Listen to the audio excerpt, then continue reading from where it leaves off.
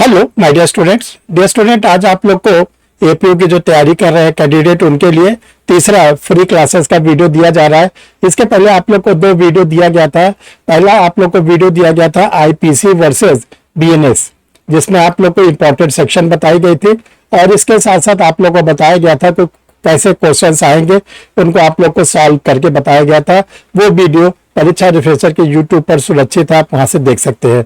दूसरा जो आप लोग को वीडियो दिया गया था वो दिया गया था सीआरपीसी वर्सेस बीएनडब्ल्यूएस। सीआरपीसी की कौन कौन सी इंपॉर्टेंट सेक्शन है, बीएनडब्ल्यूएस की कौन कौन सी इंपॉर्टेंट सेक्शन है, प्लस उसमें आप लोग को क्वेश्चन सॉल्व कराए गए थे। आज का जो तीसरा वीडियो आप लोग के सामने जा रहा है वो वीडियो है the Indian evidence act 1872 versus the भारतीय साक्ष्य अधिनियम 2023। यानी कि जो हम लोग का 1872 का साक्ष्य अधिनियम था उसमें कौन कौन सी इंपॉर्टेंट सेक्शन है और जो नया हम लोग का बन के आया है 2023 में उसमें कौन कौन से इंपॉर्टेंट सेक्शन है, और इससे इंपॉर्टेंट क्वेश्चन भी आज आप लोग को इसी वीडियो में सॉल्व किया जाएगा। और ये दो नहीं कई क्वेश्चन आप लोग को सॉल्व कराएंगे और आप लोग को कुछ इंपॉर्टेंट फार्मूला भी बताएंगे कि उस फार्मूला को आपको याद रखना पड़ेगा, तो उससे आपकी पीटी बहुत ही आसानी से निकलेगी। Dear student, I am Harish Srivastava, law experts, परीक्षा refresher, online law classes from Allahabad. आज हम लोग चलते हैं, देखते हैं कि कौन कौन सी इंपॉर्टेंट सेक्शन है, एक एक करके हम लोग उसको देखते हैं और सीखते हैं कि क्या क्या हम लोग को पढ़ना है।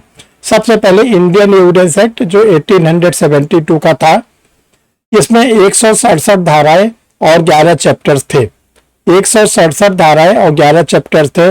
अभी ध्यान रखिएगा जो एपीओ का एग्जाम है उससे कंपैरेटिव क्वेश्चन आएंगे, यानी साक्ष्य अधिनियम 1872 की तुलना 2023 के साक्ष्य अधिनियम से कर प्रश्न पूछे जाएंगे।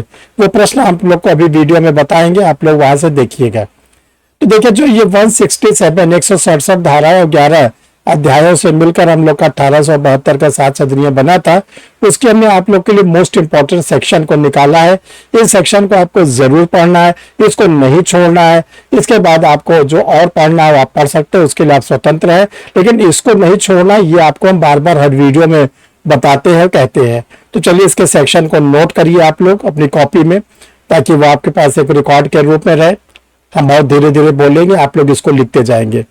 सेक्शन नंबर 1, 3, 4, 6, 9, 11, 17, 17, 24 से 30, 24 से 30, 32 क्लास फर्स्ट 32 का एक, 45, 56, 57, 58, 65 से 65B, 74 से 76, 90, 101 से 112, 115, 118, 119, 120, 125, 126, 133, 139 से 141, 154, 159 से 161, 164, 167।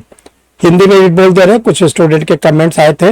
1, 3, 4, 6, 9, 11, 17, 24 से 30, 32 का एक, 45, 56 से 58, 61 से 65B, 74 से 76, 90, 101 से 112, 115, 118, 119, 120, 125, 126, 133, 133, 139 से 141, 154, 159 से 161, 164, 167। ये आपको पढ़ने, ये मोस्ट इंपॉर्टेंट सेक्शन है, इससे क्वेश्चन बराबर एग्जाम में आते हैं। ये तो हो गया ओल्ड एक्ट का। अब जो नया वाला हम लोग के सामने आए उसके बारे में भी हम लोग चर्चा कर ले।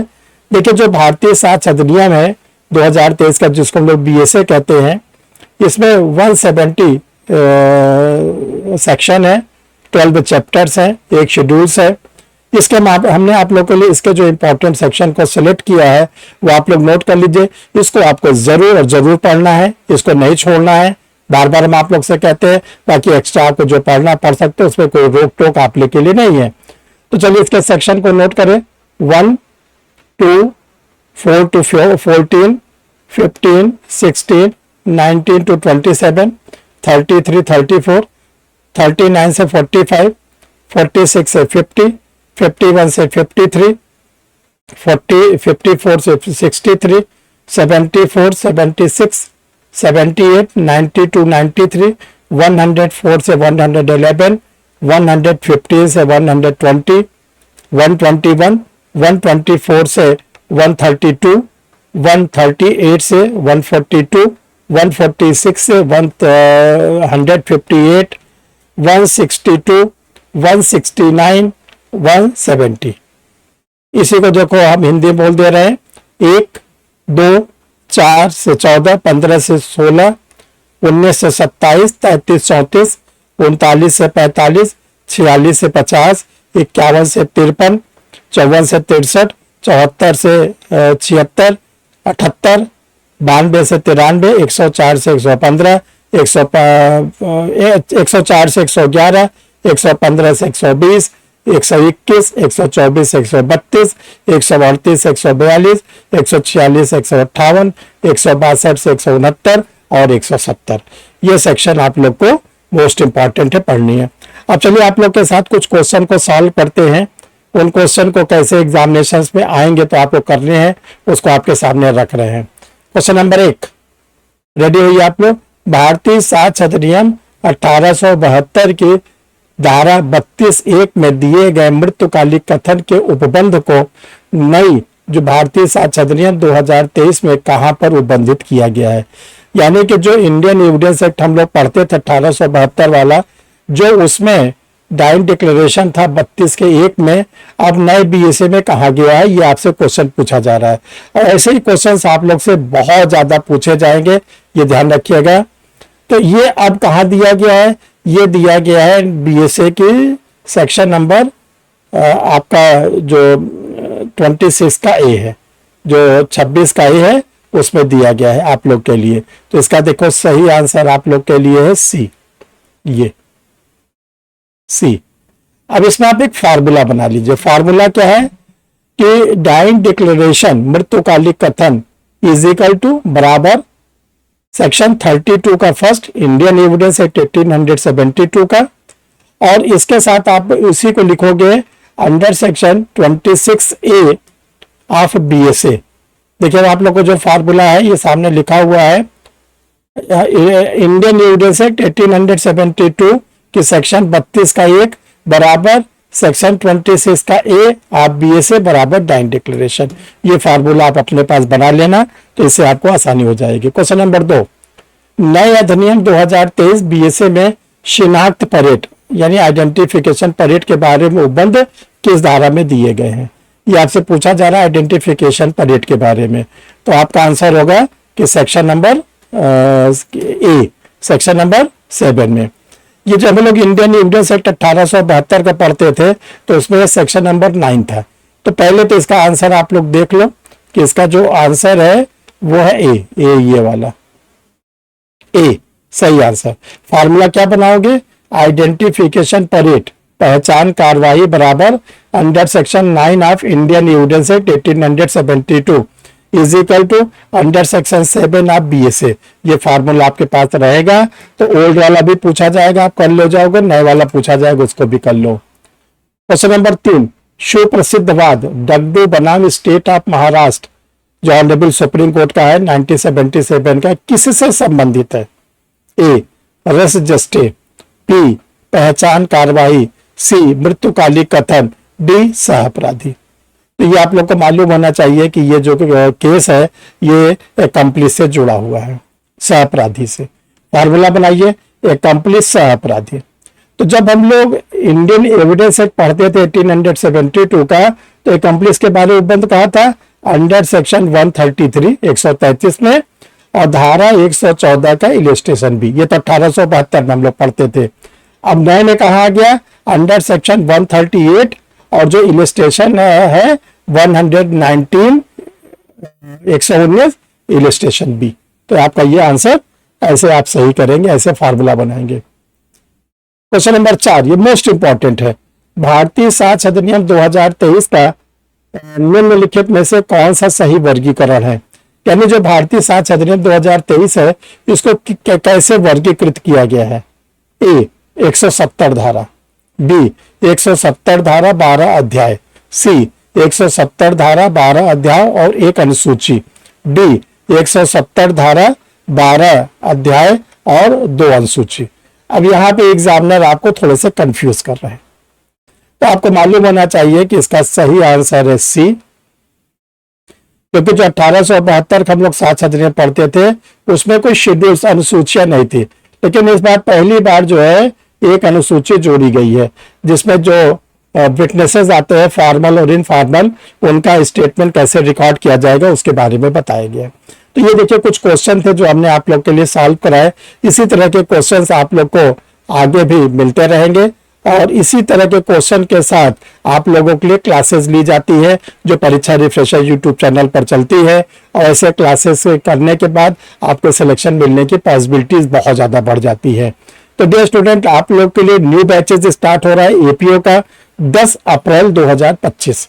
10 अप्रैल 2025 ये ध्यान रखिएगा। ये बैच तो वैसे स्टार्ट होना था 7 तारीख को, लेकिन 7 तारीख को हम आउट ऑफ स्टेशन है। 8 तारीख को आप लोग का एक सेमिनार है परीक्षा रिफ्रेशर लॉ क्लासेस का। ये जो सेमिनार है ये बेतिया में है। बेतिया के जो डिस्ट्रिक्ट बार एसोसिएशन का ऑडिटोरियम है वहां पर। बेतिया पूर्वी पश्चिमी चंपारण के जो डिस्ट्रिक्ट बार एसोसिएशन है वहां के ऑडिटोरियम में आप लोग का एक सम्मेलन है, लीगल सेमिनार, वो है 8/4/2025 को।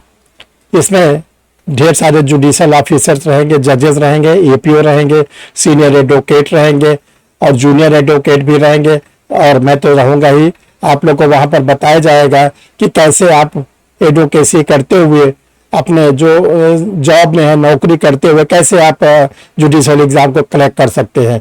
तो आप लोग बेतिया में 8/4/2025 को आमंत्रित है, वहां पर आकर आप लोग भी पार्टिसिपेट कर सकते हैं।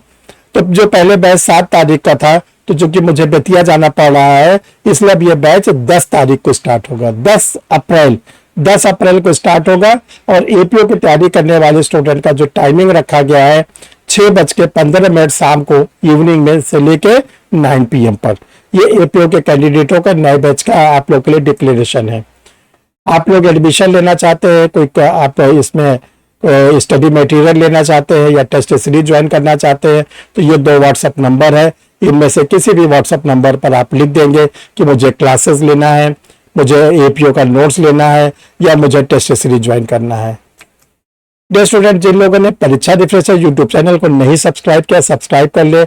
एक बार अगर आप चैनल को सब्सक्राइब कर लेते हैं तो आपके सिस्टम पर इंडिकेशन आना शुरू हो जाएगा कि परीक्षा रिफ्रेशर का कोई वीडियो पब्लिश होने जा रहा है। डियर स्टूडेंट, ये आप लोग के लिए नोट्स हैं जो एपीओ सिविल जज दोनों के लिए हैं, आप इसको मंगा सकते हैं। ये न्यू क्रिमिनल्स लॉ निकला हुआ है, अलग अलग फॉर्म में निकला हुआ है। इसके बाद आईपीसी सीआरपीसी एविडेंस का भी है, लॉ के पेपर का इंटरनेशनल लॉ टीपीए जूरिस्प्रूडेंस का है, सीपीसी का इंटरव्यू की कॉपी है, संविधान अधिनियम हिंदू लॉ मोहम्मदन लॉ का नोट्स आप लोग के लिए पब्लिश है, limitation act constitution of India negotiable instrument act है, CPC law of tort SRA का है। इसके बाद जनरल स्टडीज के नोट्स है, हिंदी और इंग्लिश दोनों में 6 वॉल्यूम में आप इसको पढ़ सकते हैं। और डियर स्टूडेंट, ये आपको बताते हैं कि जो भी आपको मंगाना है, जो नंबर अभी हमने व्हाट्सएप नंबर पर आप लोग के लिए दिया है, इसी नंबर पर आप अपना डिटेल भेजेंगे कि हमको क्लास लेना है कि नोट्स लेना है, जो भी आपकी नीड्स होगी वो इसी नंबर पर आप भेजेंगे और आपकी नीड्स पूरी की जाएगी। तो थैंक यू डियर स्टूडेंट, फिर हम लोग किसी नए वीडियो पे नए टॉपिक के साथ मिलते हैं। और एपीओ की तैयारी जोरों से करिए, बिहार और यूपी दोनों स्टेट की भी एपीओ की वैकेंसी आप लोग को बहुत जल्दी मिलने वाली है, तैयारी करिए। Thank you.